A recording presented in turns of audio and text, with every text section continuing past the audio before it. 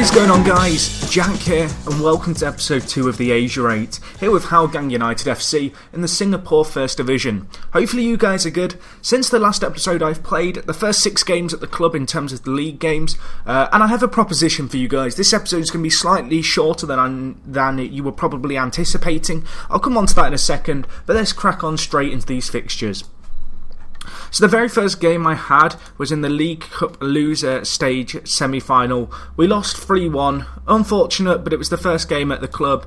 You guys saw the system I was trying with 3 at the back. It just didn't work this game. I made changes immediately, and they've worked those changes. So 3-1 defeat, not ideal, but we bounced back very well. Other than that game, we then had 5 games left in the league to play, and we went unbeaten in those games. We've extended our unbeaten run to 6 games in total in the league, and going into the second half of the season, I'm very optimistic that we can pull out some amazing results.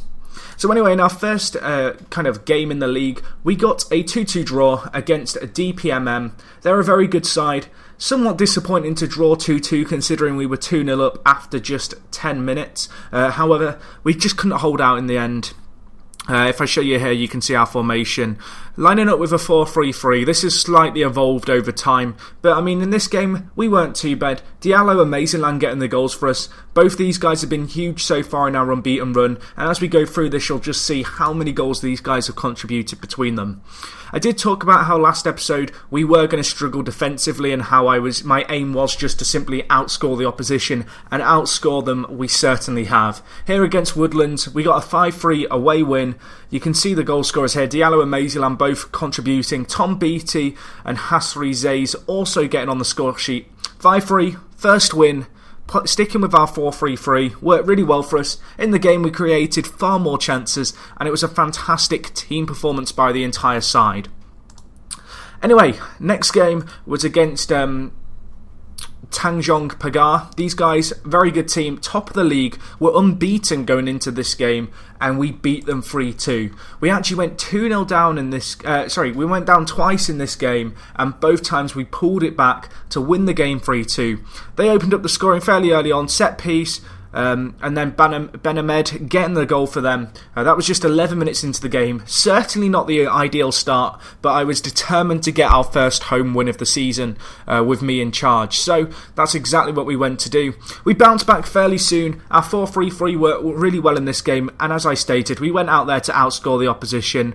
Meng getting the goal there on his left foot. Suspicions of offside. Assistant didn't give it. I was loving it, but we couldn't hold on to the lead, unfortunately. They got back into the game. Despite our kind of best efforts, I suppose. We tried to hit them on the break. We looked very good defensively in terms of our shape here in this build-up play. Perhaps slightly narrow, but as you can see, they just work it round our fullback. Ball gets whipped into the box eventually, I believe, and then it was a fairly easy finish there. Benamed getting his second header of the game. Unfortunately for them though, and rather fortunately for me, we made one of the most epic comebacks ever. We scored less than 2 minutes later in this game. Set piece, ball whipped in, Amir with the header, made it 2-2. At half-time I was delighted with our performance. This team were unbeaten in the league, and we inflicted their first and only defeat of the main season here, getting our third goal, the decider, in the 56th minute. Great little bit of play. You'll see here, very direct style of play, just as I promised the board. We've pretty much been playing hoofball tactics in terms of kind of flat back 4 and then really hitting teams on the break and on the long ball. So you'll see here, we get the ball and then it's just a case of lumping it upfield to our attack. And that's what we do, you know, we get men behind the ball, we keep 3 men up front at all times, and at the moment it's really worked nicely for us. As I mentioned, since this game I have tinkered with the tactics slightly, the big change being that I've switched from having 3 centre forwards to having 2 centre forwards and a player who just plays behind them in centre attacking mid. But anyway, as you can see here, great win, 3-2.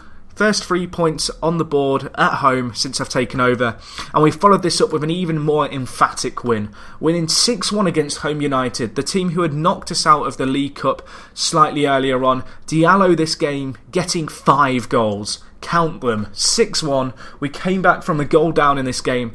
Strikers were so clinical. Diallo getting a 10.0 rating, 5 goals. What can I say? The Guinea national getting the goals. that 8 finishing hasn't meant anything to me so far this season. As you can see, 11 goals in 21. He's been insane. The 5 goals here really epitomised how good his performances have been since I've taken over. You can see here his past performances somewhat off in our last game of the season, but besides that, he's been a key component of our side. So anyway, we rounded up these fixtures with a 1-1 draw against Warriors at home. Not the best result, not the worst. On the face of it, Warriors played very well. They had more of the ball. We did create slightly more chances, however. An odd lack of clinicalness certainly cost us this game. And as you can see here, 9 players booked in this match. It really was a feisty affair. Zay's getting man of the match for us, the centre-back. Good to see him playing well because he has been doing well at the back for us. But all in all, a great start to our season. So as I mentioned, this episode's not going to be as long as you were expecting because I haven't played that many games, but I do have a proposition for you guys. If we get 150 likes on today's video, as we go into the Group A and Group B split of this season, which if I just go forward a few more days I think I can show you. Essentially in this league you have the 12 teams, and I explained a little bit about this last episode, but the league splits into a top and bottom half. So if you look here, we have to now play 5 more games this season. They are going to be against the teams you can see all around us. Looking at the league, it is unbelievably close at the top. Tangjeong Pagar, the team who we are the only team to beat, are top of the league.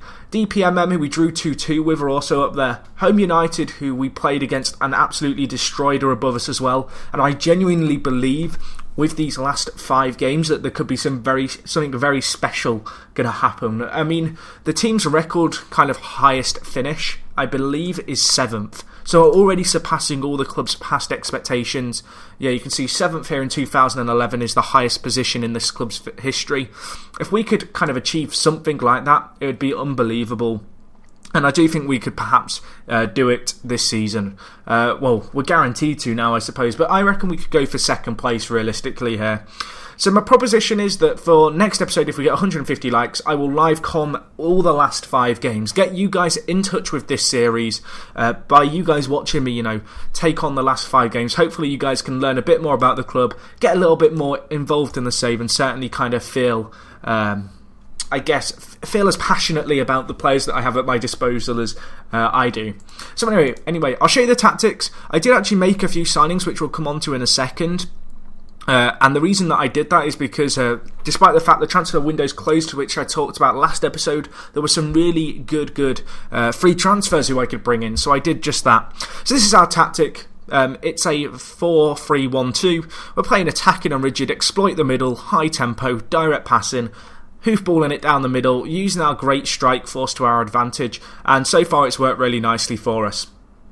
So anyway, just moving on to the transfers really quick before I wrap things up for today's episode. You can see here, looking at the transfer history, Shun Hai I released on a free. He wasn't happy at the club, so I let him go. And then on the ins, 3 players coming in. Here we have Hayrul Nasri Hanafai. What a name. I love these names. I've probably butchered that completely. I do know I have a few Singaporean viewers, so you can probably just laugh at how bad I've just said that. But this guy, great centre-back, has the heading, marking and tackling. They are the 3 technical attributes I look for in centre-backs, particularly in the lower leagues. Combine that with a decent heading and decent acceleration, this guy's certainly going to be useful for us. We also have Itami Dickinson, or Dixon even. This guy, seasoned international. I've brought him in. I'm going to be training him to play the centre attacking mid role, but I think this guy's a very useful player for us to have.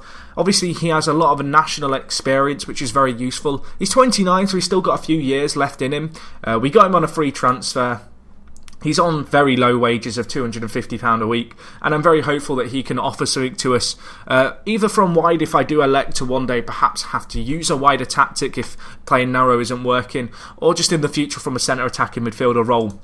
And the final player in is Faisal Hamid. This guy, another international for Singapore, 10 appearances, he is 32, twilight years of his career. He comes here on a 2-year deal. He's going to be playing as a right back for us. Very useful player. I talked about last episode how I was lacking fullbacks. I have overcome that somewhat by promoting players and training players who were kind of slightly able to play a position in that position further. And so far, I mean, our squad as a whole looks fairly solid just based off assistant ratings.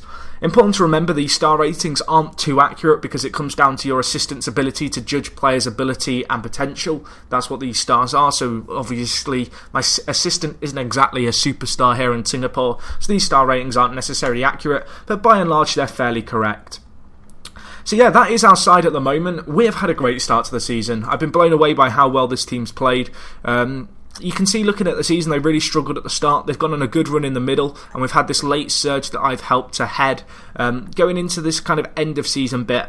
So as I said, guys, if we do get 150 likes, I will be live commenting the last 5 games of the season. That episode will be up tomorrow. The For the Fans podcast is going to be up in a few hours, so keep an eye out on my channel for that. If you did enjoy today's video, let me know in the comments, what you make of this save. If you're trying the Asia 8 yourself, I'd love to see loads of people trying this challenge. It's going to be a really fun challenge, starting unemployed with Sunday League experience, trying to get to the top. And I'd love to think that there's going to be other guys trying out these leagues, because honestly I do find these leagues the most fun thing to play in FM. The unique rules, the unique league systems, just the free transfers, the way clubs are financially structured and stuff, it always makes for a fun save.